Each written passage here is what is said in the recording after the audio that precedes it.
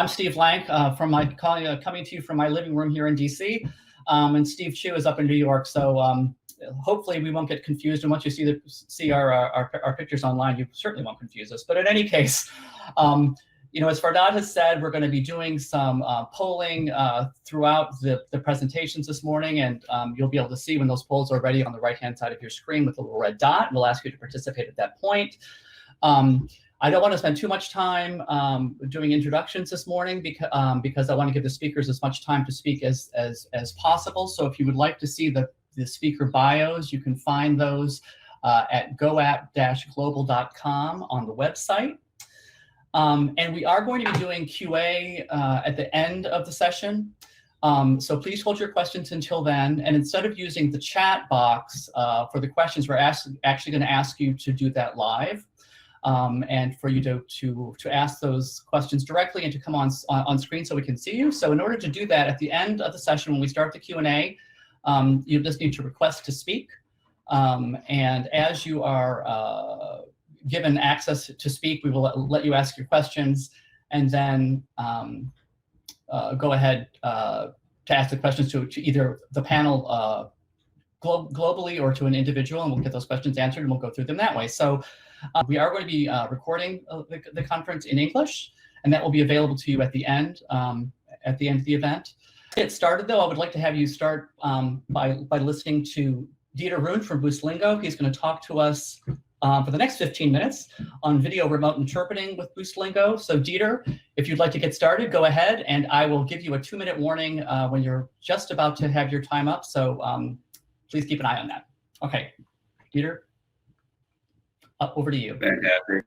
Thanks, Steve. Steve, GoAP, fantastic forum for all of us here, and fantastic new way for us in the language industry to focus on important topics and with an Asia Pacific slant, of course. So thank you so much for hosting this event and inviting me to speak here. Also, thanks so much, Kudo, for hosting the event. Fantastic software. Really always impressed with the Kudo platform. So I'll jump right into it. My name is Dieter Rund. I am co-founder and VP of Business Development and Marketing over at BoostLingo.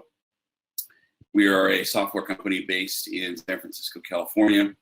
I split my time between the Asia Pacific region and the Bay Area. So, of course, any topic regarding the Asia Pacific region is near and dear to my heart.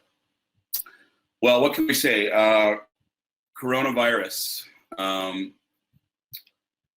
It has obviously impacted business on a global level, something that none of us had ever anticipated, and affected business in so many different ways. And of course, those of us in the language industry have also felt the reverberations and effects of this global pandemic.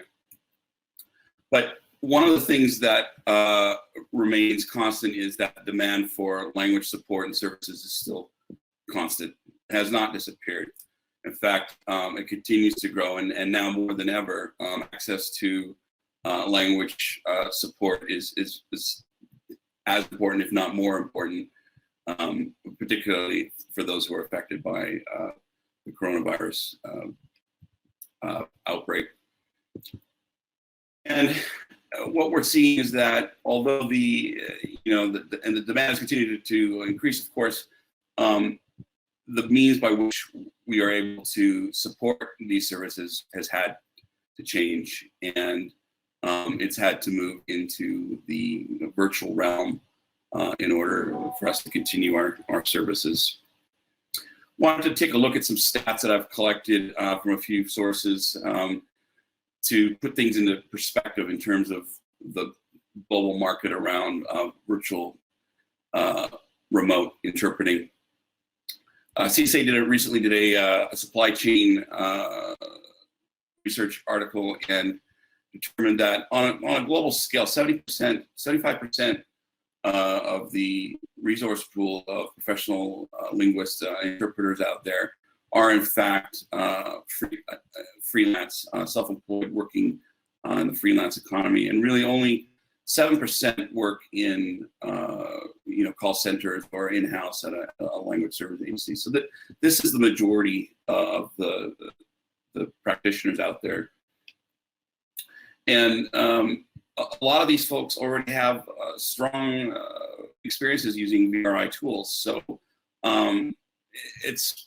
there's a number of platforms out there, and they've had opportunities now to provide telephonic and video remote interpreting in a number of different circumstances. In the Boostlingo environment alone, we have now over 10,000 interpreters that have some level or some degree of experience doing video remote and telephonic interpreting on our platform. So the skilled practitioners are definitely out there. NIMSY recently did a review in certain countries in terms of what the distribution of on-site versus remote interpreting was. Now, this was pre-COVID, right? And as you can see from this graphic, 80% or better in most countries, sometimes even 95% in certain countries, were focused on live face-to-face on-site interpreting. Obviously, this has been severely disrupted in the last month and a half. And in most countries, we have seen that it has effectively stopped, just come to a complete screeching halt in terms of on-site interpreting support. And what we anticipate is that at some point things will maybe restore to more normal operations. But I think as we're observing activities across the globe in response to this global outbreak, I think we're going to see things come back to a new normal, which will show that remote services will be more, I think people will embrace it much more. We will definitely see a lot more usage. What that will be, not sure. But my guess is that this will have a very strong effect on the remote interpreting industry. I want to take a look at some of the interpreting markets and just to speak to that at a high level. In North America, primarily a compliance market, healthcare, insurance, legal, government public services. This is community interpreting is the bulk of the type of activity in North America. In Europe and in the UK, we see a lot of conference interpreting, UN diplomatic interpreting is prevalent. And in Asia, again, very much focused on conference and private business interpreting. Don't have a lot of stats around the Asia use of interpreting, but because it is definitely a nascent growing market. But again, very, very focused on private industry and conference interpreting. Rest of the globe, rest of the world, focused on clients primarily. That's what we're seeing. And we see these growing across all continents moment. When we look at the types of workforce distributed across these markets, compliance market is comprised of, again, consecutive interpreting, lots of different styles of interpreting training that are out there. There's certainly a formalized certification program, especially in the healthcare sector. National accreditation certification programs exist. And of course, strong sign language support in those markets as well. In the conference and diplomatic, this is more advanced degree profile, very formalized styles of working, and again, we do see support for sign languages in these markets. Business is the East, but it is the Wild West to some extent. We have not seen a lot of organization around accreditation and standards, but it is starting to change. We're definitely seeing an interest in this definitely, and hopefully, being here in Australia, we see that there's very strong accreditation programs like NATI that this level of expectation and certification starting to bleed over into the Asia Pacific region. I want to make just a very quick note that this last 2 slides I borrowed from my good friends at Cross Cultural Communications. The Remote Interpreter is a textbook on remote interpreting that will be coming out this summer. And lots of great training around how to actually become a remote interpreter. Looking at look at the supply chain, we're seeing that telephonic obviously has dominated now for the last few years, but video remote interpreting growing at a CAGR of 7.86% year over year. I would imagine that this is going to change dramatically now when we look at the numbers at the end of the year and in 2021. What are we seeing at BoostLingo? Last 30 days, huge number of inquiries, obviously, around remote interpreting, 250% growth rate in the amounts of inquiries that we have seen come to us. We've had obviously a lot of interpreters reach out looking for referrals to work, and it's something that we obviously want to support and try to help where we can. This is a really scary time if you're an interpreter. Certainly, if you worked primarily in the on-site world, it's been devastating for some folks. So helping those folks transition into the remote interpreting economy is going to be vital and important. So as we see, scheduling for on-site activities decreased 70%, and we saw about 50% bump up in medical healthcare calls through our platform. The other industries, government, schools, education, legal, I think they all took a collective step backwards and tried to figure out what they were going to do next. We saw about a 10% drop in that activity. I imagine we are going to see that restored shortly as they start to figure out tools, technologies, and workflow to support language interpreting activities. And the bottom line really is that there is really no reason anymore not to reach professional linguistic services. There are so many different ways that you can connect to an interpreter these days, whether that be through traditional landlines, through interactive voice recognition systems, or now via video remote interpreting, which includes all the mobile devices, smart devices that are out there, and of course laptops and desktops and any other types of streaming media peripherals that you might be working with. So zero excuses for not connecting to a professional interpreter out there these days. Just a quick high level on the different types of interpreting systems. I know there's quite a cross-section of folks on this webinar today. A few terms you may or may not be familiar with: IMS, interpreting management systems.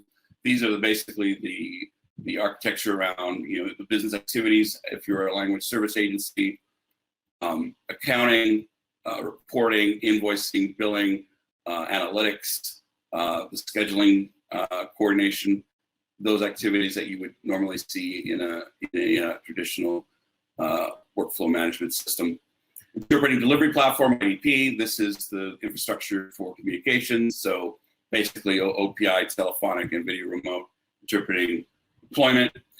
And then of course, unified interpreting platforms. This is BoostLingo, where BoostLingo is, where we combine both elements of IMS and IDP systems to provide full end-to-end remote interpreting and on-site service interpreting services. Dieter, this is Steve. Just to let you know, you've got about 2 minutes left, and your audio is a little bit choppy, just so you know. So I don't know if there's an adjustment that you can make there. It started to deteriorate. Yeah. Okay. All right. Well, I will I'll take that in mind. So really quickly about BoostLingo, unified platform. some of the features that we bring to bear, obviously complete IMS IDP platform, workflow automation and customization services. We have native integration with QuickBooks and other accounting programs out there. One of the interesting things about our platform is intelligent internal routing. You can work with your own resources. You can work with third-party resources. You can work with our own network. We're very agnostic in this regard. Obviously, all on-demand and scheduled OPI BRI services. We have telephonic and video conferencing capabilities. Integration, we built from the beginning to integrate with other platforms. So integrate with other telehealth systems or other language, TMSs, have you. White label, EMR, EHR integration, and Zoom integration, which we'll have during the May-June timeframe. And again, adherence to regulatory compliance. I could go on about why standards matter for a full hour, but very important aspect of a platform. Really quickly, the Boost Legal Professional Interpreter Network. We created this kind of as an afterthought originally, just to support agencies that needed to scale up quickly to supplement their own teams. It's now grown to a network of about 6,000 professional interpreters who all know how to do VRI, distributed globally and available on demand. 250 languages supported for telephonic, and the top 35 languages supported right now during US business hours. And that's my show. I encourage everybody to send me some questions at the end of the webinar. Certainly reach out to me via email. And again, thanks, Steve. Thanks, Go Asia Pacific. And thanks, everyone. Look forward to connecting in the question round. Great. Thanks so much, Dieter. We'll anybody who has questions for Dieter, if you could hold those to the end, and we'll let you ask those in the Q&A. Dieter, if you want to release your mic and unshare your screen. I think we have the poll, the first poll ready to go for Adad. What is the nature of your business? I think that we're able to do that now. If we could post that real quickly so people can have a look at it before we go on to our next presenter, that'd be great.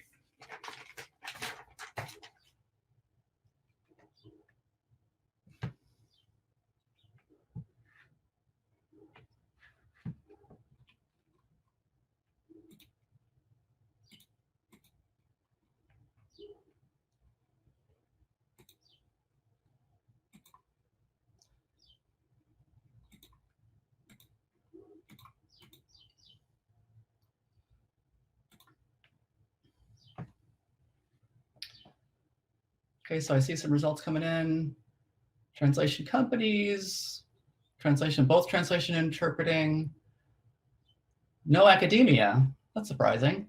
And product technology companies. Oh, a fair number of freelancers and translators and interpreters on the line. That's great. Great. Thanks for answering that poll.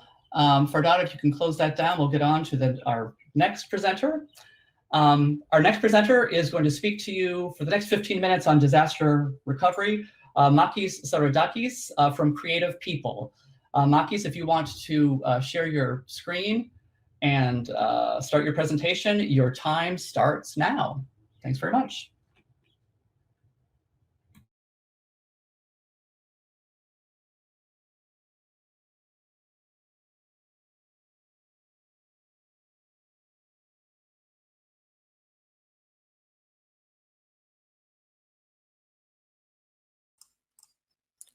Hello, everybody.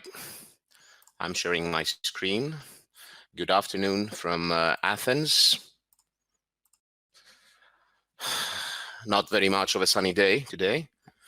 My name is Saroudakis, short named after Makis, and as it's faster and easier to pronounce. I'm head of Creative People Greece and Britain, and I'm here today to pinpoint some key points on which we should not forget regarding disaster recovery, and especially IT-related disaster recovery. Disaster recovery is a hot potato during the corona times as COVID-19 puts all our plans to a stress test. Disaster recovery is the core of any business continuity plan, and as the incident evolves, is the most important part of the procedure of getting back to business. All business continuity plans, named after BCPs, define the purpose, the scope, the objectives of the plan, define the internal and external interdependencies and how people or departments interact with each other. And they also define resource requirements and the information flow, along with tasks to be done under certain circumstances. All those should be documented so as not to lose time when the disaster happens. During the disaster, you should not think of how you will do it. You should act and then evaluate what you did. The main key elements of recovery plans are the responsibilities, the key tasks and the sequence of tasks, the resources, who must be notified and when, our contact information for all parties described in the plan, the recovery steps for critical activities, and every step has its own recovery time objective. We often call this RTO. Time is always against us, and especially in crisis time. Therefore, the faster we can recover is the better.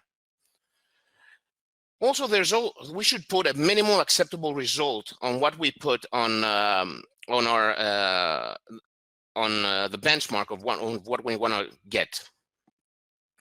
So, one of the biggest challenges within the disaster recovery plans is, first of all, that there's no fixed recipe. There are only guidelines.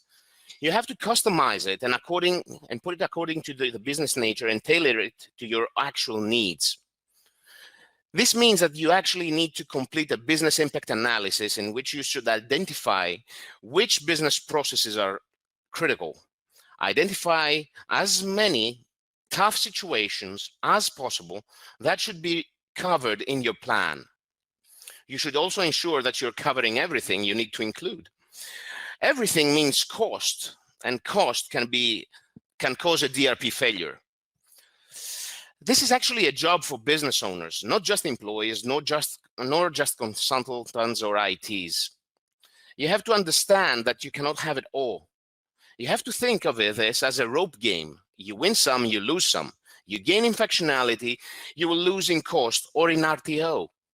Last but not least of all our challenges is which risks you are going to mitigate. Is it going to be an IT system outage? Is it going to be a fire? Is it going to be a burglary? Is it going to be a COVID-19 outbreak? In all the above scenarios, we have one common parameter: the people. Personnel is always the biggest challenge for any plan, not only disaster recovery plans. Is it going to be a human mistake? Is it going to be a violation? Let's take a look into that. Disaster recovery plans are a must during Corona times, and that's because human mistakes increase as we're not focused or not paying attention to detail. Yes, can you take my call? Thank you very much. Yeah, sure, I can, but they have a baby on them, babysitting. Personnel unavailability is an issue, and anxiety plus frustration brings more and more mistakes.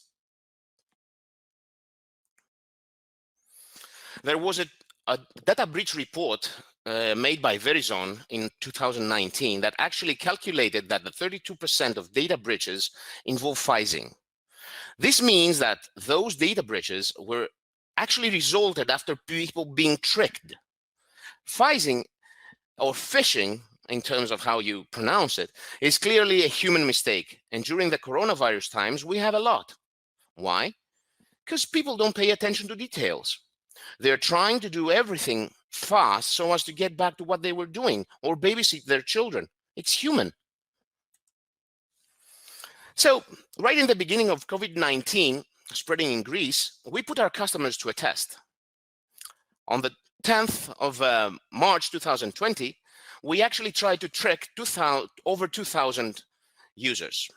Actually, 21.10% of the users were tracked. How? We simply sent out a phishing email where we pretended we were the Greek Ministry of Health. The mail had directions regarding COVID-19. all the recipients were actually navigated to our page, where we describe what happened. During the COVID-19 times until now, we have a daily increase in attacks of all kinds against our customers' infrastructures, counting 210%. Ransomware attacks, starting from a phishing email, have increased by 150%. Those are numbers that you cannot put away. And unfortunately, we have many enemies that have many, many weapons. Most of the time, successful attacks end to systems lockdown, ransomware attacking our files, and need to denial of service of our own systems. So, my message is to be alert. Take encrypted backups off premises, make cloud backups when available, especially crucial files, virtual machines, monitor your backups and test your backups. A backup that can't be restored is useless. Moreover, engage more people and make them understand how important this is. Every business continuity plan and disaster recovery plan needs its heroes, but it's not always the ITs. It's also the ones who fund those plans and moreover take the decision to put a line on what will be served and what we will not, in the alike scenario of an emergency, just like COVID-19 times, combined with a data loss or a breach. Creative people and I are at your disposal to discuss, put in place, and test a disaster recovery plan that will suit your need. Thank you for your time. Stay safe, stay sane. Thank you, Makis. Well done. You got everything done in under your time. That's great. So we'll got a little bit of extra time here now. So maybe we were going to do the second polling question, the third polling question after Fardad spoke. But Fardad, why don't we put up that second polling question so we can get caught up? The second polling question was to find out from folks what the impact of the COVID-19 crisis has been on their businesses to date. So if you could all take a look at that, if you see the red dot on the polls, if you could respond.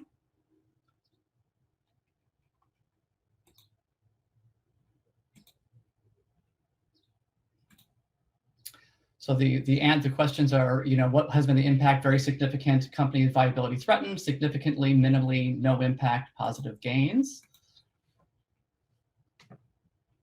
And we'll give that a minute or so before we look at the results and move on to our next presentation.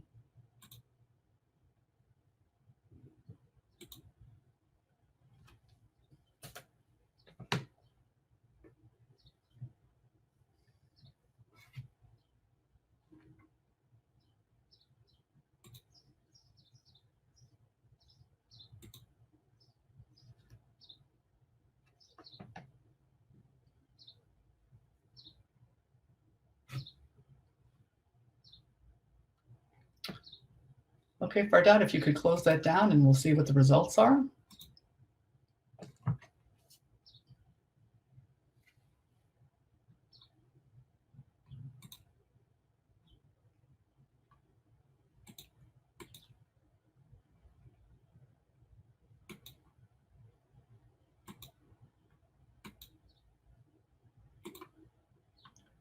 Okay.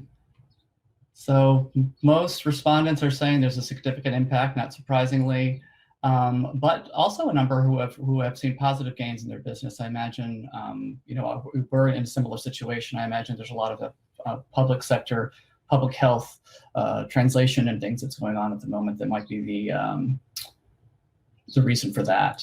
All right, thanks very much. Let's move on now. Our next presenter will be the man himself, Fardad Zabedian of Kudo, is going to speak to us now on multilingual web conferencing in the COVID era. Fardad, over to you. Hi, everybody.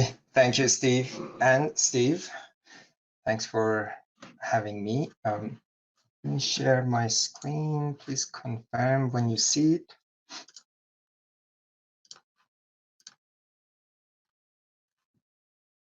Do you see my screen? I see it now, yep. Great, great. So Fardat Zabetian, I'm a founder and CEO of Kudo.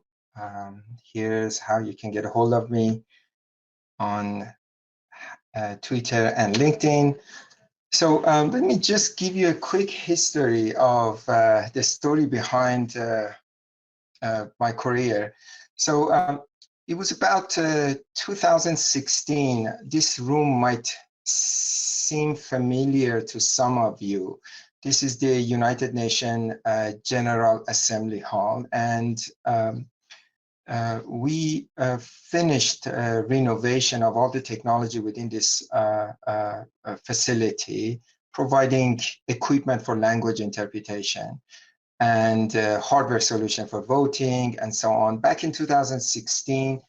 And at that time, I've been already in the business of multilingual meetings for about 18 years and really asked myself what's next for me.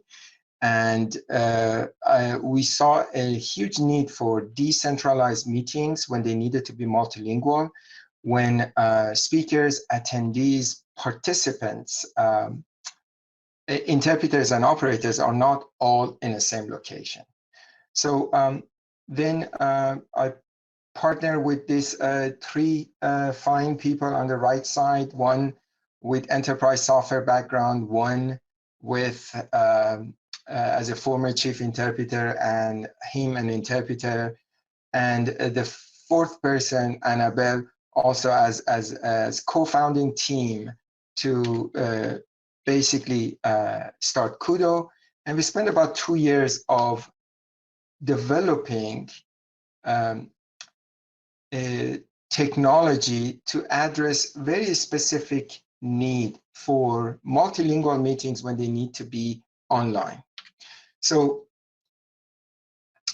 our goal was not to come up with something that is very known today, these days, called RSI, or remote simultaneous interpretation. Our vision has been from day one is to create a meeting platform that supports multilingual participants, where you can have multilingual board meetings, multilingual client meetings, trainings, events, and even moderated virtual council meetings. So this was kind of an idea for us to create a new subcategory that create new opportunities for anybody who's passionate about multilingualism and adding language to their day-to-day live meetings. So our goal was to create a new subcategory, and this new subcategory, it's a much bigger piece of pie for everybody. And we already knew that the web conferencing, video conferencing market, it's a $20 billion business, and it's growing every year at the rate of 20%. And we wanted to make, or at least try to capture or add to that size of the market on a 5% size year over year. So of course, creating a new subcategory, creating a new market requires a lot of education and awareness and resources. And some went after the easy part, which is, hey, remote interpretation. So don't send your interpreters on site, and here's how you can save money on travel. We said, no, that's not really our approach. Our approach is finding opportunities that they never experienced multilingual meetings, and really how they can reach to their international partners in their own language. So basically, we create a model that relies on a global network of partners where whether they are language service providers, audiovisual event companies, or technology resellers, where they can host interpreters in their facilities, where they can provide local supports, And this way we start providing local, basically Kudo studios for interpreters to be able to support the event locally. So we launched our product end of 2018, and for any technology, when you launch a new technology, there are early adopters. And these early adopters, we had a very fascinating year as a first year being live in 2019. And we've grown and we captured a lot of high-profile clients.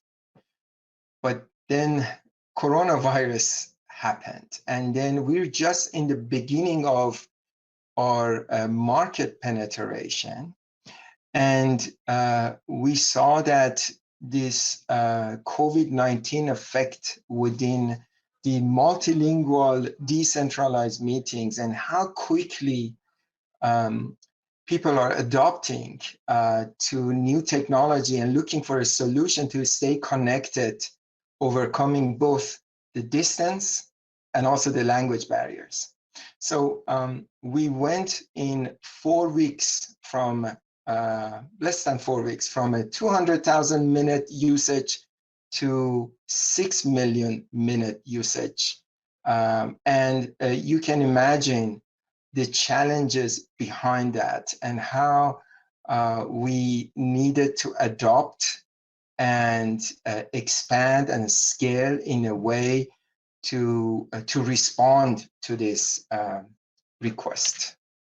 So what we learned through this experience is whatever we do within Kudo, within our partners, within the space that we're in, whether whether you're on the call that you're a language service companies, a lot of you are freelance linguists, interpreters, translators, technology companies, all of us, we've seen the impact of our skills and abilities and businesses, that how we keep businesses connected, providing a solution for them to stay in business. So the other thing is that a lot of expansion in services needed to happen, as far as expanding servers, expanding cloud services to be able to respond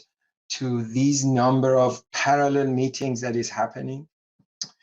But also we learned that the most challenging part is really user onboarding.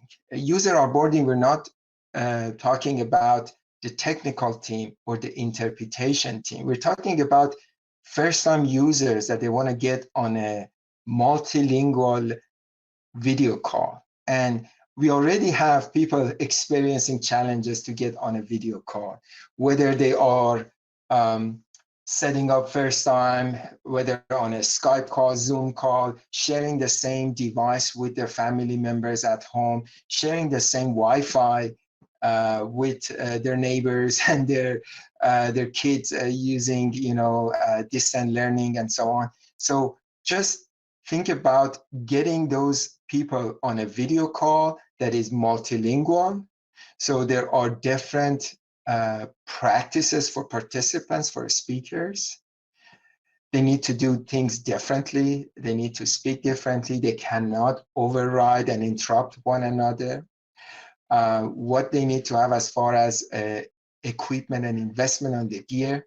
So prior to COVID-19, we had a 4-week onboarding plan. So let's say you're an organization, you want to become a frequent user of our technology. We had a day-by-day plan that would take about 4 weeks, onboarding the interpreters, onboarding the event planners and meeting hosts, onboarding users, having mock-up meetings, having series of dry runs, and so on.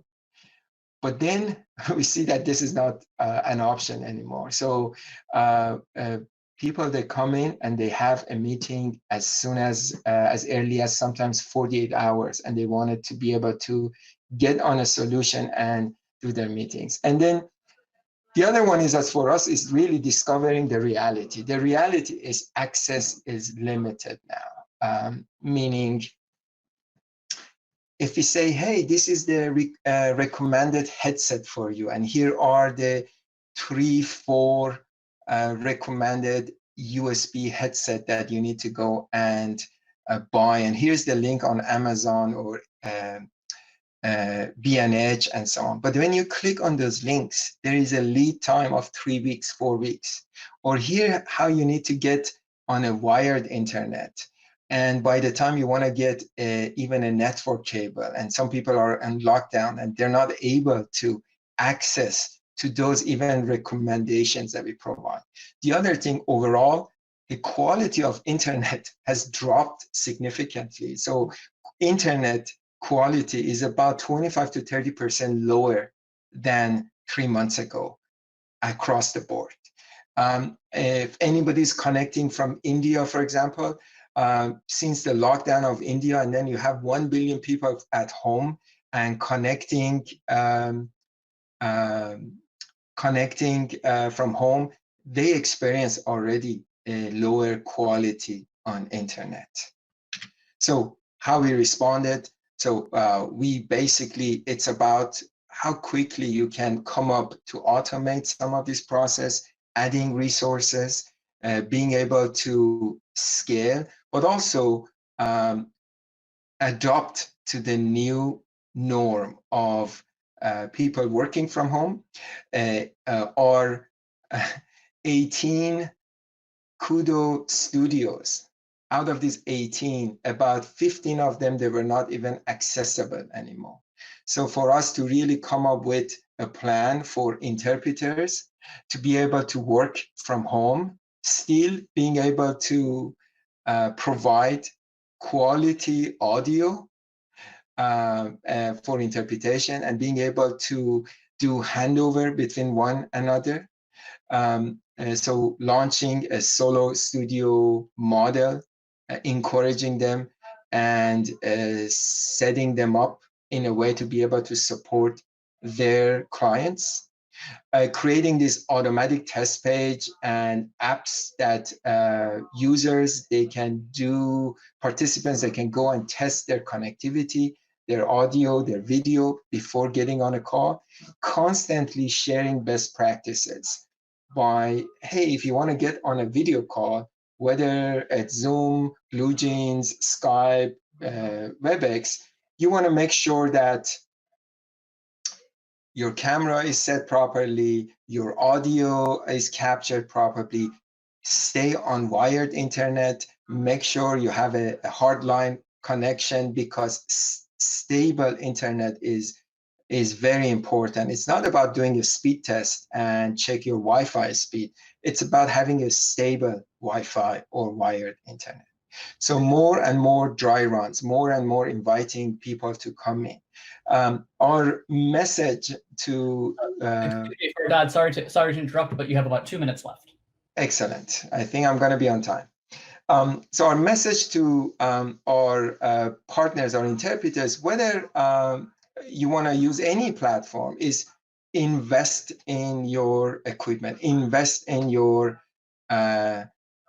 technical gear, your headset, your computers. You can't be on an i3 processor and basically expect that you can deliver or attend a video call with a very poor internet. So, but this what makes us happy. This what makes us happy. This is an example of one of our meetings reports where we basically, this is a report that we generate after each meeting. The system generates automatically. I'm sure Steve is gonna generate this report after this session, where everybody connected from, what languages they followed, how many per language, how many per country.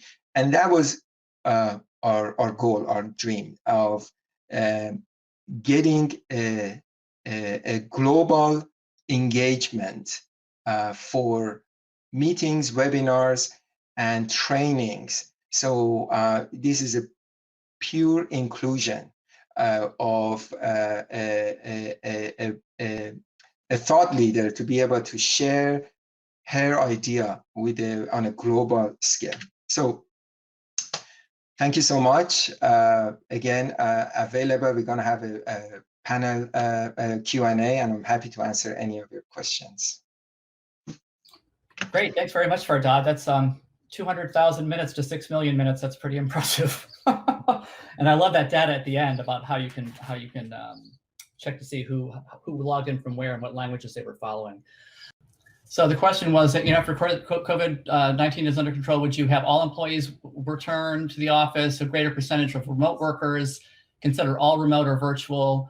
And we already, there's already a surprising number of attendees who are already fully remote. I know that my translation department in my company is fully remote and always has been, but I see the majority of folks are considering a greater percentage of remote workers from home. I think that this has been quite a learning curve for all of us to try to figure this out.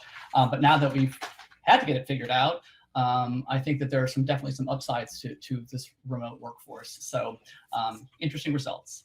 All right, that said, we're going to move over to the man himself, our fearless leader of GoAP, Steve Chu, who's going to speak to us now on remote project management. Steve, over to you. Thank you, Mr. Lank. So the topic of my presentation today is the end of employees. So I'm expecting to get some hate mails later on. So what do you mean it's the end of employees? So it's really meant to be a provocative title, of course. Prior to COVID, it's our position that businesses around the world are already moving towards a virtual model that uses more contractors. And our position is that COVID-19 obviously has accelerated that trend. In fact, Accenture put out a study, and they predict that by 2026, I don't know why that year specifically, but they're predicting that a very large Fortune 500 corporation in the world will have no employees at all outside of the C-suite. So that's sort of their bold prediction.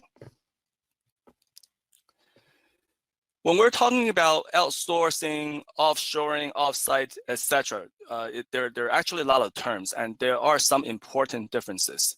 So just to be clear, let's look at what we mean by each of those terms.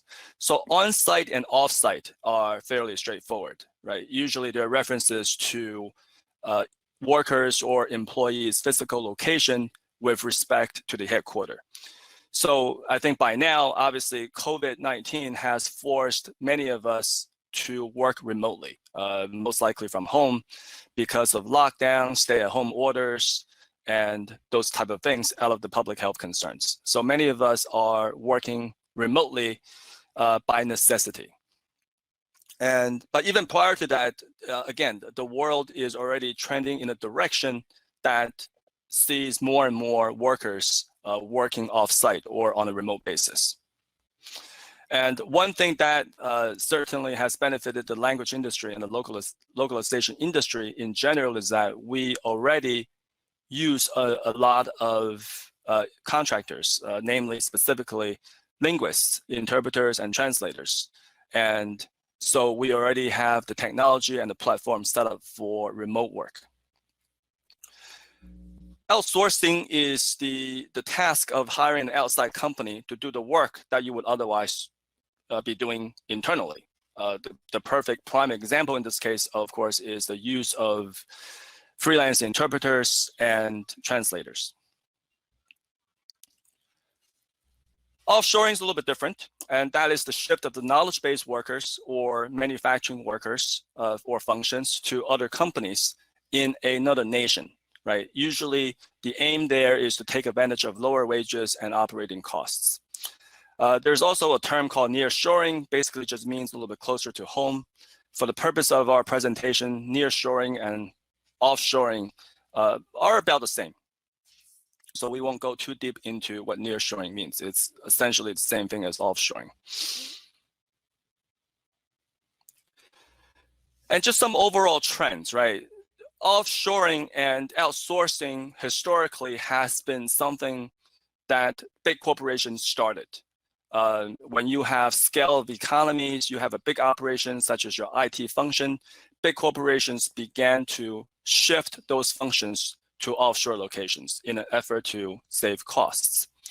The trend has definitely been moving towards mid-sized companies and then smaller companies, and now even individual business owners, sole proprietors, even outsourcing or offshoring, right?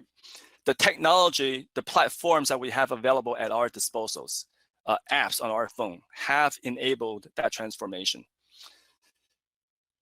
The type of work that has been outsourced has also gone from low level, such as cleaning offices, to become more sophisticated and specialized functions, such as information technology, human resources, and marketing, and even sales, right? So it has gone from low level or types of factory type of work to the knowledge-based economy. And again, it has gone from large scale, in which the business case is based on scale economy, to long tail, meaning you can offshore a one-off task if you want to. And the technology has enabled us to do that. So what can be outsourced? Again, this is just a sort of historical view, right? The type of things that get outsourced in this gig economy are getting smaller. The size of the companies are getting smaller. Historically, it was things like mailroom, office cleaning, cafeteria. And in terms of industries, manufacturing obviously does a lot of offshoring and outsourcing. Accounting, billing, human resources. And some people are surprised that even sales can be outsourced and offshore. However, that's hardly a new concept, right? At least in the United States, pharmaceutical companies have been outsourcing their sales for a long time. So it's far from a revolutionary concept. And one of the areas that we're going to be focusing on today is the outsourcing or potentially the offshoring of project management functions. And that is something that we're seeing localization companies and translation companies do more and more frequently. So what are the advantages of outsourcing project management? When people think about outsourcing or offshoring in general, cost saving almost always comes up. And in the time that Treehouse Strategy has been working with our clients, we also assist in the sort of outsourced model, where historically we see clients realize 30 to 50% cost savings.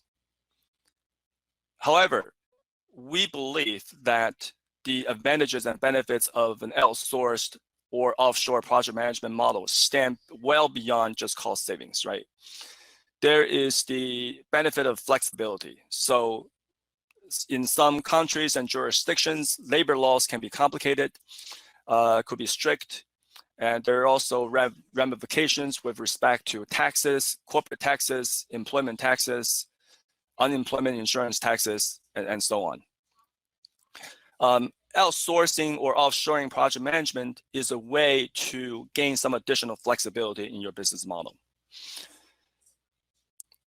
And the historical understanding or concept when it comes to offshoring and outsourcing is that when you outsource or offshore, the level of quality control you have is less, right? And the caliber of the outsourced pool is also less than what you can find domestically. That, however, I think is a dated concept. And I think the playing field is more level now more than ever. And with offshoring and outsourcing, there's actually the opportunity to gain access to a global talent pool that's otherwise not available to you domestically or locally in your geographical area. There's obviously the benefit of time zone coverage. And of course, all of these things work both ways, right? Time zone and geographical distance is a double-edged sword, if you will. So if you're looking for people working in your time zone, in the same time zone as you, and then the companies that you outsource to are on the opposite side of the globe. So that could be a disadvantage. So that is something that goes both ways, of course.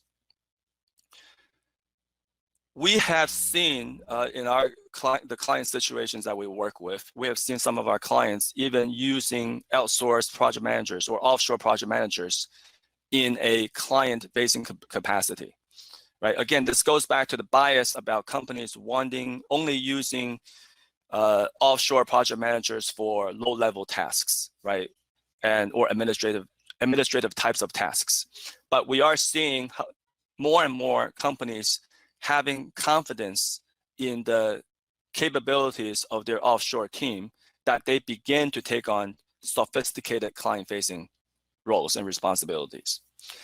And in some clients that we've worked with, they are even serving in high-level functions such as account managers or program managers. So how do you do it? There are several ways of doing this. One is you could hire people directly, right? You could post job ads and go through the process of hiring them, bringing them on board. The key word there is hiring. You know, what does hiring internationally mean? And that's a complicated question that we won't be able to get into, because our advice, of course, is that you need to be conversant with the local laws in the country, the target country that you're looking to offshore, as well as your home country with respect to international labor laws. And when it comes to labor laws, that alone can be a webinar for 2 hours. So, and of course, we won't be able to get into that discussion given the complexity of those of us in Europe versus the US and Asia, etc.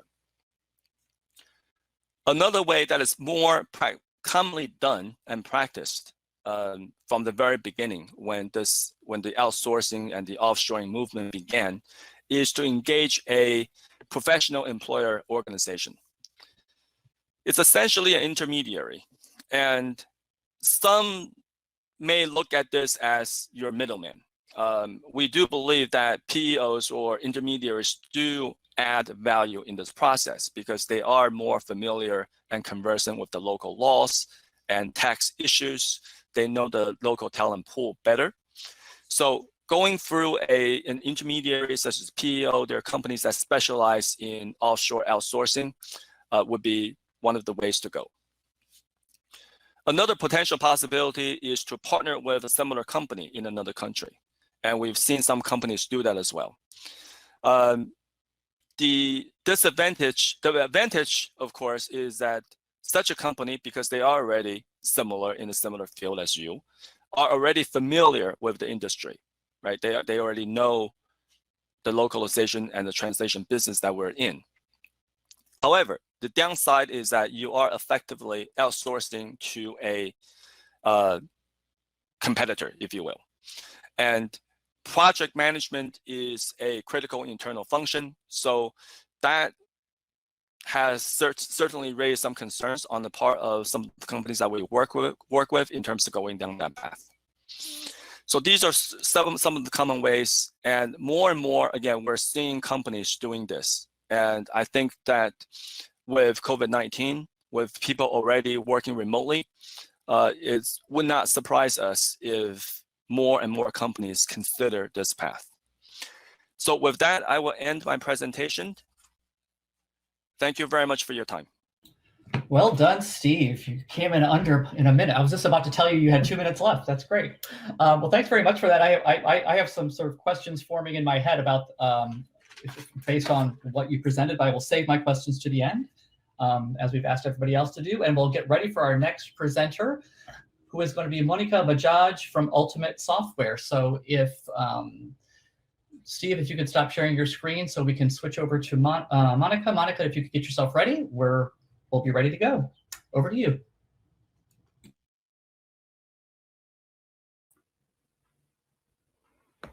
Okay. Just give me a second.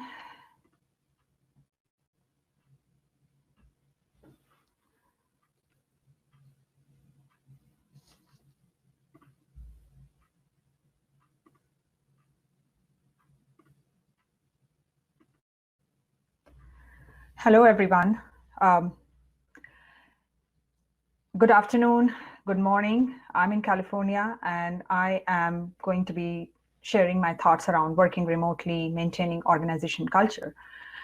Before I get into more deeper details, I would like to talk a little bit about myself. I'm a head of engineering at Ultimate Software, and Ultimate Software is in human capital management market, which primarily focuses on humans, people engagement, employee engagement, and employee performance. So it's really close to my heart that organization culture and having peeps together makes the whole core. I'm very fortunate to build those products, and I really want to thank Kudoway and GoAP for giving this opportunity to share my perspective.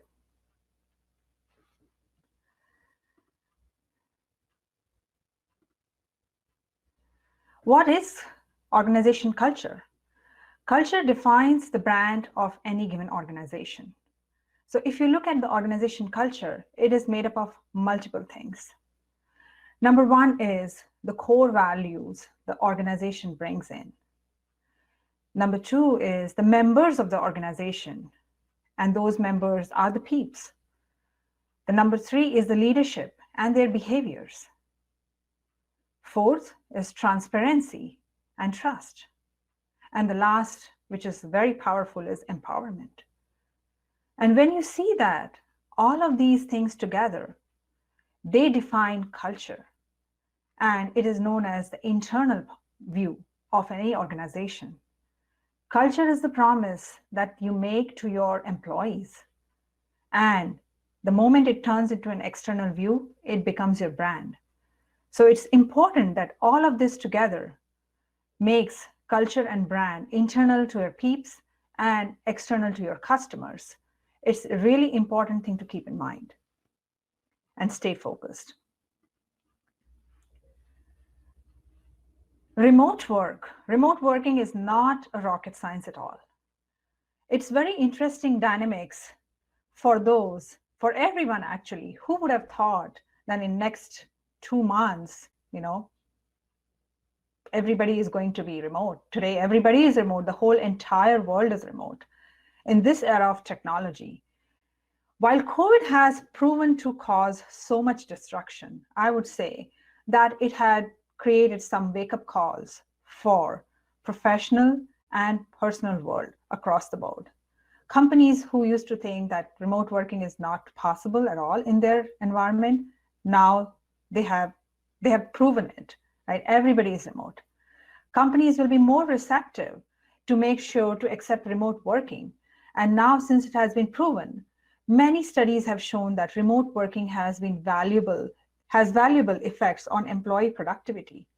There are a lot of benefits: improving employee satisfaction, improving productivity. It's saving employees a lot of commute time.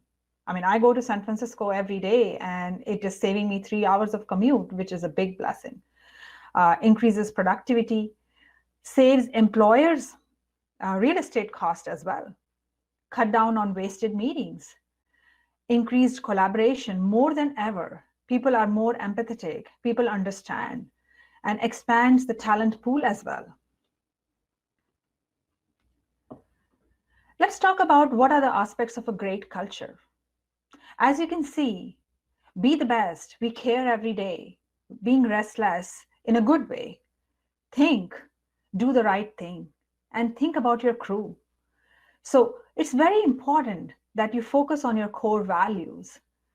The core values is the message which trickles down in your teams, in your organization.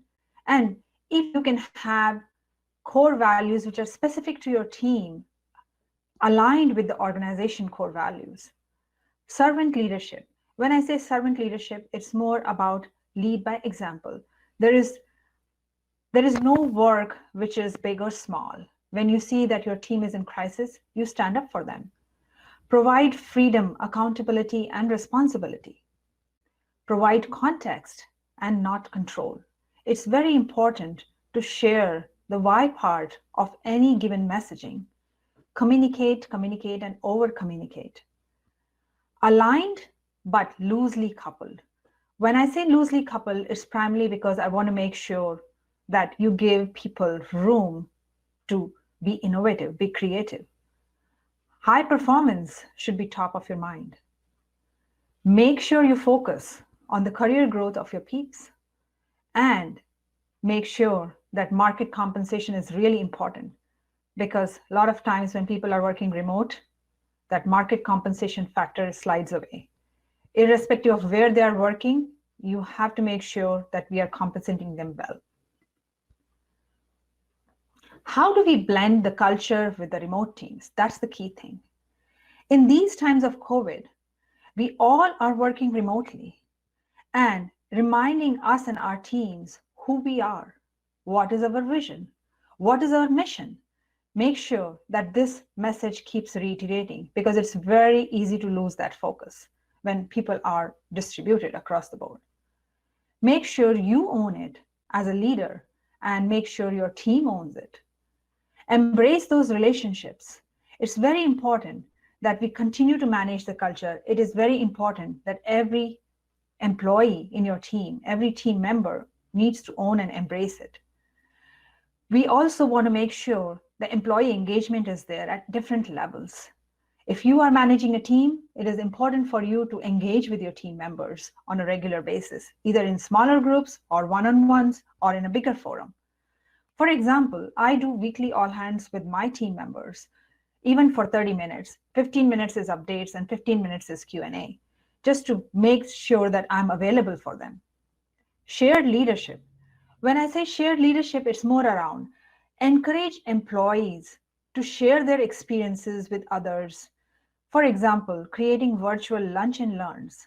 So every 2 weeks, we have lunch and learns, and we pick a topic. We bring in our customer support. We bring in our salespeople to talk about how the product is doing. We talk about DevOps. So there are different topics which are related to engineering and the product, and we do it. And we also do spotlights. So spotlights in the sense like, people can represent and share their story, their journey, where they were and how far they have come along in their careers. So it's an interesting perspective to build that relationship with the people. Creating an open environment is really important. Creating training sessions, because everybody has gone virtual. At this point in time, everything is virtual onboarding. And as a result of this, having recorded sessions, having virtual meetings has become more than ever more important. Prevent isolation. When I say prevent isolation, isolation is definitely an obvious concern for team building at this time for remote teams. One way to improve upon this is to make sure you are using all the communication mechanisms, and make sure that you are connected with your employees in different forms, in different forums. And not to mention, the most important is focus on health and wellness. It's very easy to get caught up in a call and be there, all day in meetings and not able to take breaks. So make sure your meetings are like 5 minutes or 10 minutes less than the overall full hour.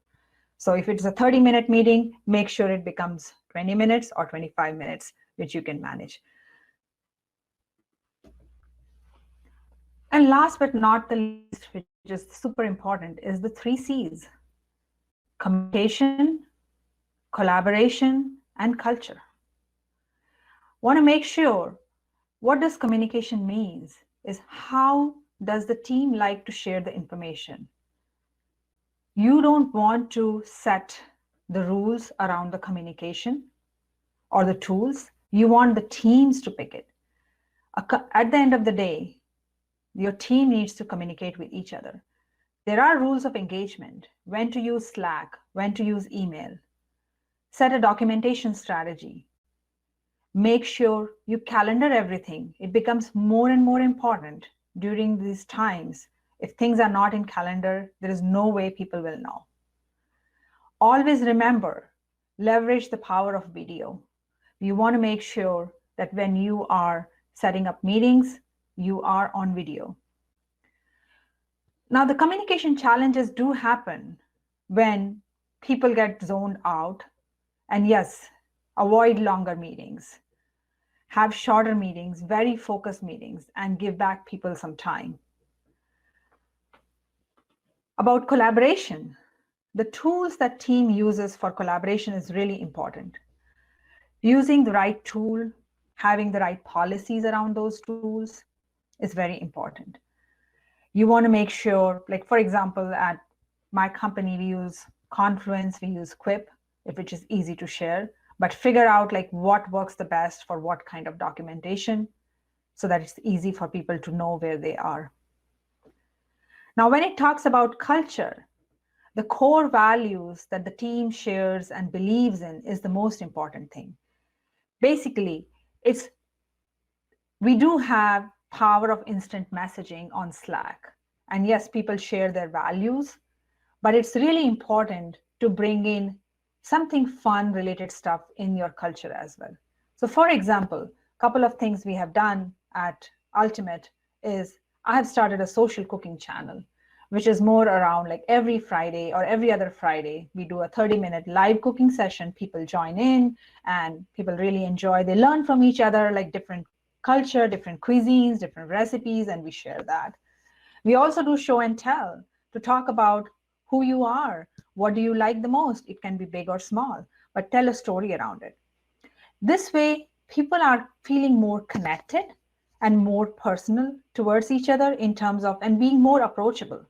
So as a result of this, my takeaway from this will be, what I would leave you with is like 3 things. Communication, collaboration, and culture together will lead to trust and empowerment.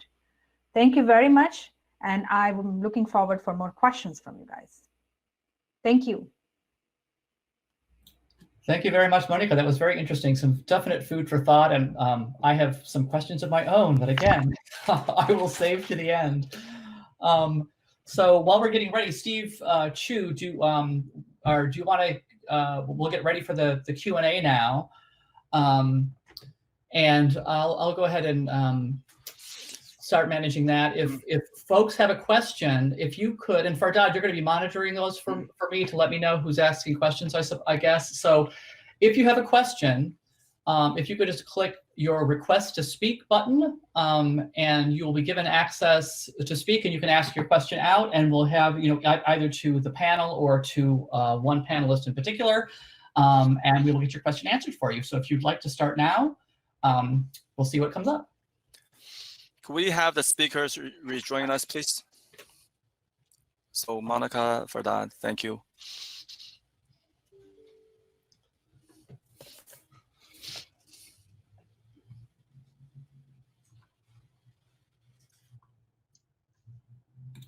Okay, so here we all are.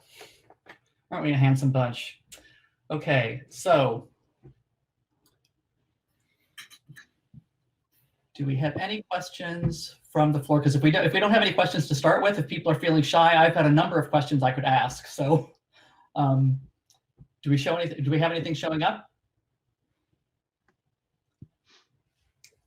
Okay, let me get the ball. Let me go ahead and get the ball rolling. I have a couple of questions that for actually, one. So since Monica just spoke, I have one for you that maybe will sort of get the ball rolling.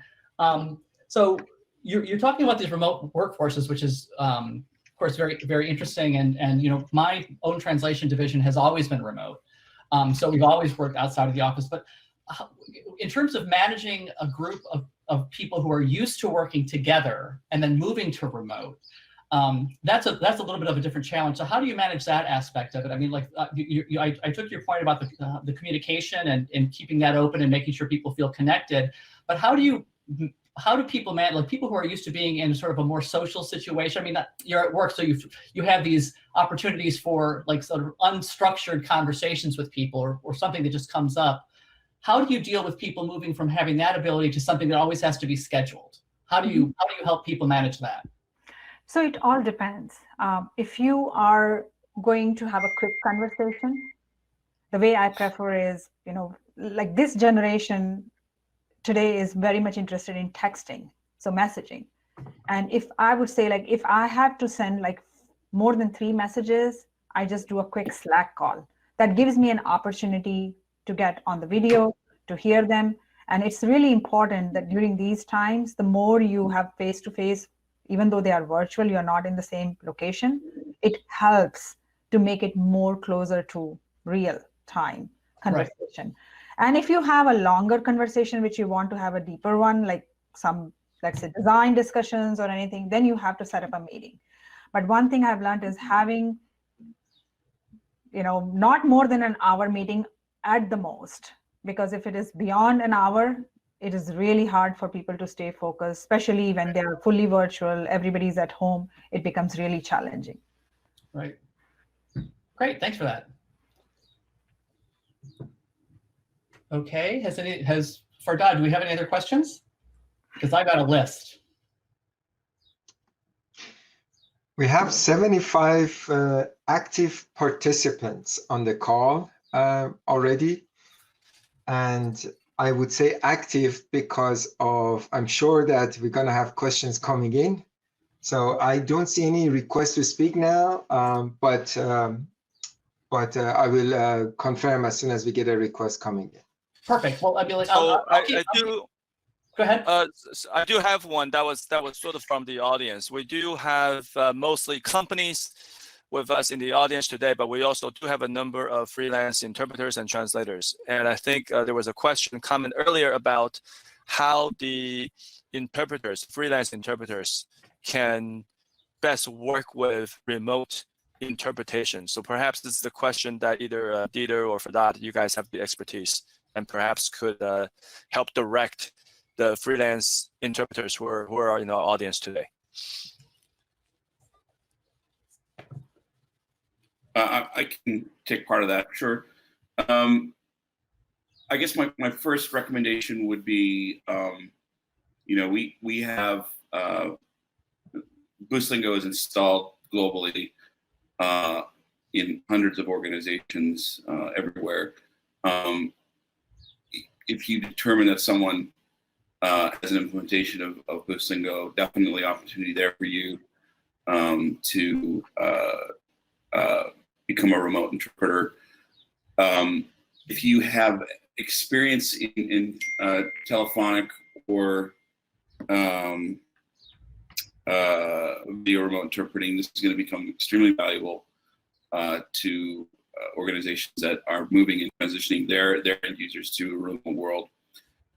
Certainly, if you have healthcare interpreting and legal interpreting experience, there's a high demand in that space.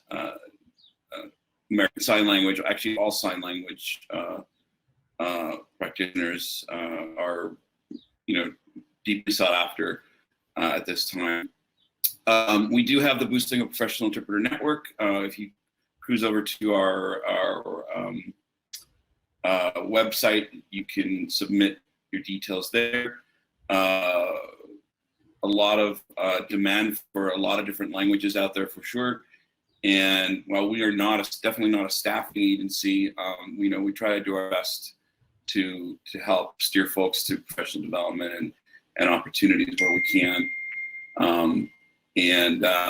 I would also suggest a couple of things. Stay on top of we have Cafe Lingo, and we have a blog site there where we try to help folks find opportunities. Stay active, participate in webinars like the GoAP webinar that we're having today. Network, reach out. You can't be an order taker these days. You really need to be proactive about your career and just reach out and see where there's opportunity. But I can say that at this point, all sectors, all industry will be benefiting by folks that have remote interpreting and telephonic interpreting experience at this point. Great. Fardad, did you have something you wanted to add to that? Yes, thanks, Dieter. So I think for an interpreter, first, whether consecutive or simultaneous, what type of market you're supporting, and what's the opportunity is. Independent from any of that, I think the key is educate yourself with technology requirement for being able to support meetings remotely. Study all different tools and platforms out there so you can make the right choice, but what technology you want to work with, and also invest in your gear, invest in your technology. I think that's really important. That's really important. You can't have the same computer that we're using for personal use and we do the homework of our kids with, the same computer to be our remote interpretation device for supporting a meeting, right? So it's really, it's about investing in the technology and understanding how to support the clients in current situation with working from home studio, home offices. But also, I wanted to say that staying involved, staying engaged is the key as well. One of the things that you can do is by participating in various webinars and certifications and tutorials that are available. A lot of good white papers are available. And we've gone from 1,600 certified interpreter network at Kudo to 4,500 in less than 45 days. So we have 4,500 certified Kudo interpreters that they know what headset, what computer, what connectivity, how to use the platform. So definitely there is an increase on demand for being able to support meetings that are decentralized these days. And same as for community interpreting, healthcare interpreting, and so on, which it's more of Dieter's expertise. Great, Thank you. So I have a question myself for Makis regarding, you talked about phishing and, all that information that you presented. I mean, I think, all of us have had some experience with emails and things like that, but it's hard to recognize what's coming or like sometimes I overreact and I delete things that I think are phishing emails that aren't, and I miss some opportunities or I somehow miss something. Like, how do you, what are some some tips about sort of recognizing what those are, and then what should you do? I mean, typically I'll just contact somebody in my IT department to verify something, but I mean, I don't know if there's a way to some sort of basic tips where you can be clear, because some of it has gotten very sophisticated. So it's really hard to tell what's real and what's not. So any tips there? First of all, you're doing the best thing to ask your ITs whether this is phishing, phishing, whatever you want, or not. First of all, when you don't know something, you have to ask. Indeed, some of them, they are too sophisticated, and sometimes we are phished as well. A good tip would be to leave your mouse cursor over links and have a look on what comes up. If the link does not appear to be valid or related to the one that sends you the mail, then it's probably not what you want to click on. Right. When you see simple docs attached to the email saying invoice or something like that, come on. Yeah. Yeah. Okay. There are a few tips indeed. Right. What we're doing is actually we're organizing as an IT company, we're organizing sessions with our customers. Every year, we're trying to trick them ourselves in order to understand what is the level of their awareness on that. Right. And it's very, very important. You have to raise the awareness of people and you have to test them yourself. To tell you the truth, apart from the tips that I told you, there are not many. Right. Not many. If the attacker is good enough to have put a mail server as it should be, then he will pass through. He will pass through and you're going to click on it. You're not gonna get away from that. You have to be extremely cautious. On our website, we have a list of tips for that. Wasn't in the presentation, but was too fast on that. But in general, there are no tips. You have to be very, very careful and leave the mouse cursor over the link before you click it. Well, that kind of supports my paranoia. I'm a paranoid by genetically, I think. So like, I'll continue to do what I do. But if you could, like, if you've got, like you said, you have those things on your website, if you could maybe post those for people, they can have a look at that would be great. Yeah, sure. I will right away. Okay, looks like I have a couple of people up that might have some questions. Yanis Cassios, do you have a question that you would like to ask? He disappeared. Did he go? Yanis, are you there? He seems to have dropped off. Oh, he's back. Yeah, he's back. All right. So when requesting to speak, once you have the floor, there are two buttons in the middle, mic and camera. You can turn them on. Hi There guys, you are. thank you for that. Thank you for that. Yes, I saw that right now. Thank you all so much for sharing all this useful information. I have a quick question for Marcus. I had one for Monica, but I will write it afterwards. So Marcus, you told us about backup techniques, and one of those is taking daily a backup off premises. Isn't there any other way to take a daily backup, like upload it to a cloud somewhere? We can see Kudo and Boostlingo, all those services being hosted on a cloud. Everything is working on a cloud. Isn't that possible, just to upload something automatically on the cloud and be safe there? Don't have to take it, and move it back and forth every day? Sure. There are cloud services providing cloud backups of any kind at the time. If you navigate on our website, you'll see cloud backup solutions involving virtual machines, file-based backups, server roles-based backups, whatever you may need. Prices vary. As I told you in my presentation, the more scenarios you want to cover, the greater the cost. So you have to narrow down what exactly you need, because cloud storage is not for free, or it has limitations. And it also has to do with the ability of your company to upload daily or download when it's needed. So you cannot all the time upload daily on a cloud-based service, or it's going to cost you too much. For example, 8 terabytes of storage can be uploaded daily. It's almost impossible. And the cost of that would be rather high. So you have to narrow down what you need exactly in order to be, in a blink of an eye, ready for you to restore them whenever you need them. Prices vary.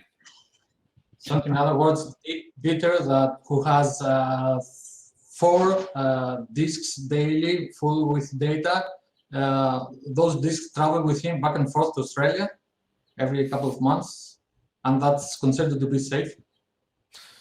That's why we said they should be encrypted, because if the disks go out or stolen or whatever, then he has a problem. He has a problem.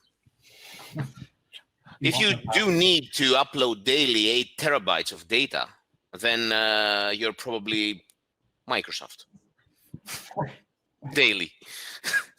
There are tricks in backups. We're taking differences. We're taking a mass backup every month. There are tricks to manage it. It's not only the volume, it's also the case, what you need to back up daily, what you really need to back up daily. Anyway, I wouldn't want to hold the floor for much longer. Do you have, so your recommendation is a daily hard disk backup taken off premises? That's your recommendation? Encrypted, that's for sure. Taken by someone that he will never forget to take it, because we have cases that they forgot it, and all the backup disks were inside while a burglary took place, and everything was lost. It has to be carefully, daily, and it could be combined with a cloud backup as well, regarding some critical files that need to be on an extra place. All right. Thanks, Mike. Thanks very much for that, Makis. Giannis, if you have a follow-up question, you can hold on to that for just a second, because we have another person here on the call who would like to ask a question.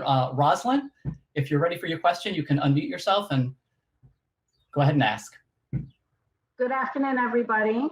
Hi. Hi, Steve. This question is for Fardad regarding Kudo and internet connectivity. What has your experience been in places where internet might not be always stable? Is it possible to use Kudo in those areas, or is that still in the works? Rosalind, thanks for the question. You have now 5 of us on this call, and you see 5 different quality of video and audio coming in, right? And we already did a slight rehearsal yesterday to make sure that our connectivities are good and our headset and so on. So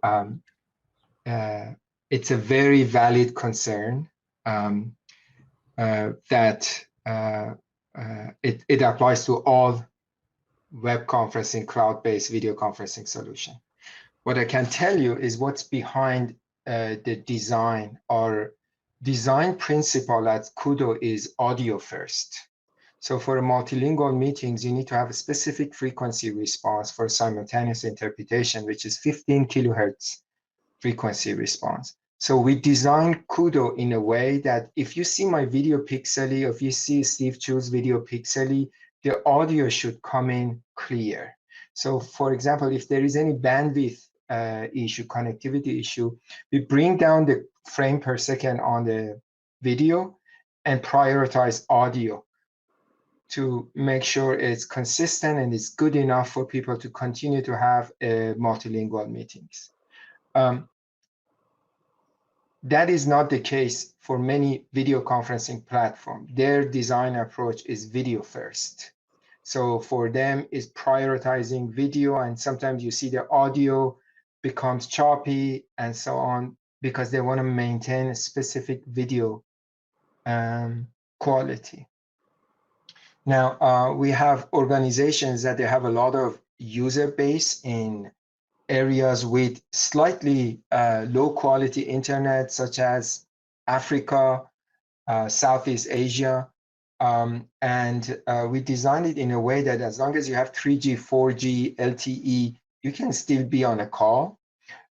For active participation, when you speak, when you broadcast audio and video, we recommend to be on a better internet connectivity. But at the end of the day, if the connectivity is not there, there is no magic any technology platform provider can handle. So it's all about how you prioritize different types of data, audio, video, screen sharing, and all of that. But at the end of the day, the connectivity is a must for participants. We have created a self-test page that your prospective attendees can go to that page and test their connectivity and see if they are in a location with the connectivity that they can attend a meeting. So that is available. Thank you. Sure.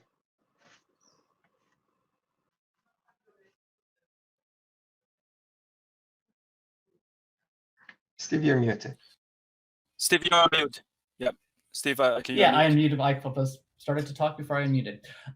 We had a question come in writing from David Utria, and we'll ask this one real quickly. Give you each a minute or so to follow up. The question is: can the panel share how they are promoting their services during this pandemic? What is giving you the highest ROI? Dieter, why don't we start with you? Sure. Well, we leverage all the regular social media and web channels that are available to us, of course. I would say, you know, we do Google click ads and things like that, but a lot of the traffic and interest comes directly from our website. We've, you know, have a good amount of inbound interest just directly from our website itself. But yeah, a combination of SEO, SEM, and web marketing. Right. And Fardad, how about you?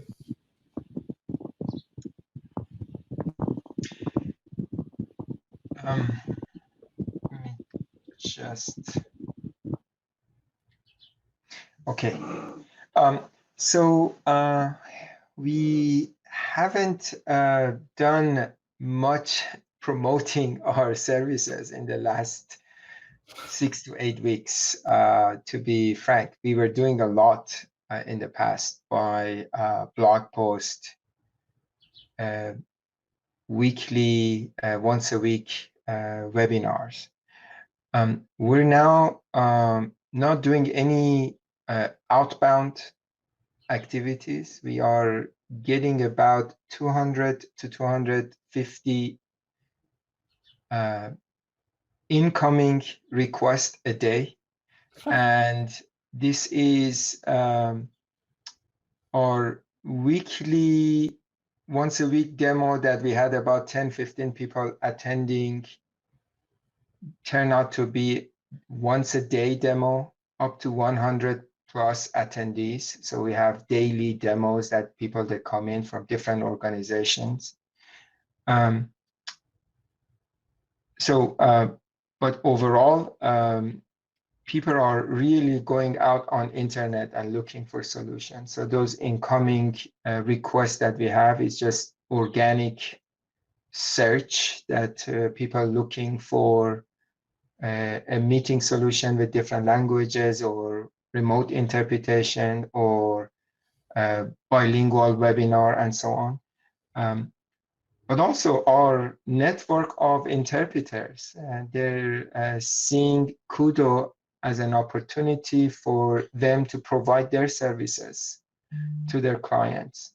So that is one area that also we have a network of partners that they are bringing opportunities for all our collective team efforts. Thanks, Fardad. Steve, Chu, and Makis, do you have anything to add to that, or is your experience web-based too? Sure. Just very quickly, pretty much I would echo what Dieter has said, right? I would answer this question a little bit differently. There's really no secret sauce. There's certainly nothing groundbreaking here in terms of what companies need to do. I mean, if you were to look at what's happening in politics, right, all around the world with elections, there is a so-called ground game, right? The retail politics, meaning you show up for events and hold rallies, those type of things anywhere in the world. And then there's, of course, we live in the digital media. There's the sort of the promotion of candidacy via either advertisements, social media, etc. Now, with the ground game, that's no longer possible, right? So companies can no longer visit our clients. And those companies that are already conversant in the digital world certainly have an advantage right now. Right? They are already well used to doing digital marketing, SEO, SEM. Those companies have a distinct advantage. Using webinars, content marketing, they already do a lot of blogging. And those of us who have not been doing as much of that in the digital marketing world are finding ourselves needing to scramble to try to catch up. So that's how I would answer David's question, right? There's no secret sauce per speak, but that's absolutely what we're seeing, and certainly I think that would make sense. Right. Yeah, that sort of jives with what we've been seeing too. A lot of the requests, what we get is through referrals and things that we get through our website. We've been very, very, very busy. We do a lot of public sector work already, so we're busy just based on that, the public sector work, public health and things like that. So there's a natural response that's needed for that work, and that's carried on, and we've gotten, the more work that we've done with that, the more referrals that we've gotten and the more requests we've gotten. We're over time here now. I don't see any other questions posted. If there are any other questions that folks have and they want to put those in writing and send them to us afterwards, I'm sure the panelists would be more than happy to respond to those after the fact. Steve Chu, did you want to wrap things up for us here? You're going to sort of put a little bow on the first webinar?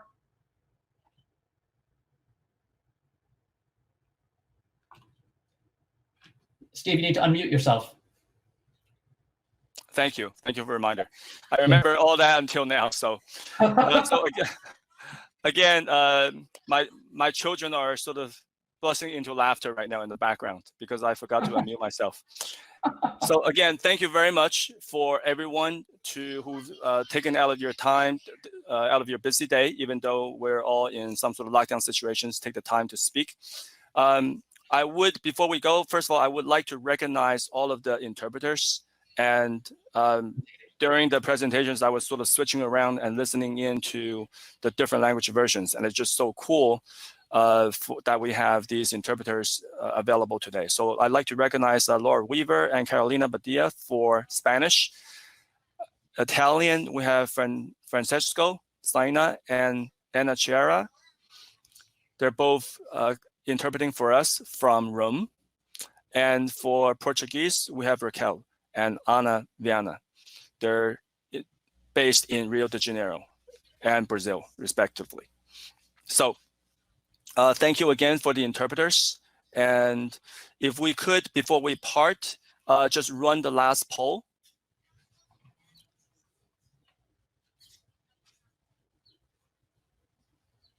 And this is just a poll just to see what the audience will be interested with regards to future events. We'd like to hear from everyone what they'd like to hear about in the near future in terms of what GoAP, as well as our partner companies and partner organizations. And I believe for this response, Steve, that are people able to choose multiple things, or can they only choose one? I think it's they could actually, yes, multiple. Thank you. Okay.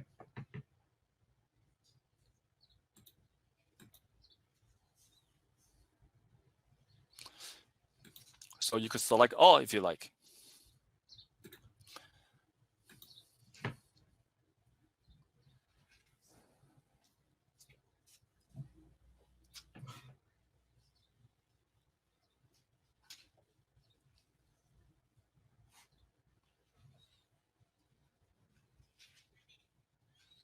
Okay, so I think we could probably close the poll now.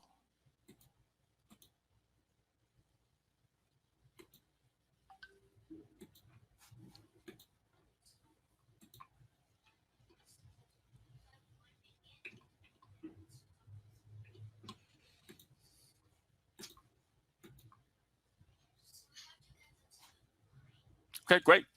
Well, it looks like there's a lot of interest in networking online. So goes to the point now that, that we can't go to conferences and networking meetings. There's obviously a craving and hunger for that, to be connected still. Yeah. And I've actually been part of a few virtual cocktail hours. So, yeah, so we could certainly try to host those. And not surprisingly, a lot of interest in technology. So, but with that, we've gone a few minutes over. So again, thank you very much for your time. And the presentations and the recording will be made available shortly after the event. We've also gotten some inquiries and interest about getting a certificate of attendance, so we can make that available as well. So with that, I want to thank everyone for your time. So thank you and have a great evening, afternoon, or day. Thank you. Thank you. Bye-bye. Bye-bye.